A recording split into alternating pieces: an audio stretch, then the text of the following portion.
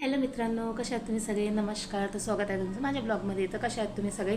तर हे blog specially माझ्या हेटर्ससाठी, ज्यांना वाटतं, ज्यांनी स्टेटस ठेवतात, ज्यांचं स्टेटस बघून मी जळेल किंवा मला काही फरक पडेल. तुम्ही सहकुटुंब सहपरिवार खूप छान दिसता, खूप छान बसून जेवताय वगैरे, भरपूर राहा.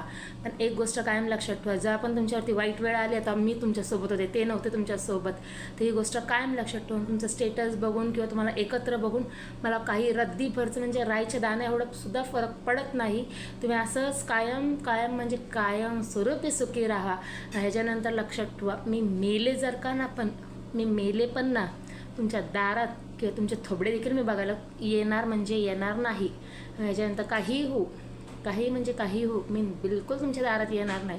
आणि जसे तुम्ही सुखी बसून मस्त जेवत आहात, मस्त एन्जॉय करत आहात ना, तसं कायम सुखी राहा. आणि तुम्ही हे बिलकुल विचार मनातनं काढून द्या, डोक्यातनं पण काढून, अरे ही आमचं जेवण बघून, अरे ही आमचा एकत्र बघून तो खूप जळत असेल.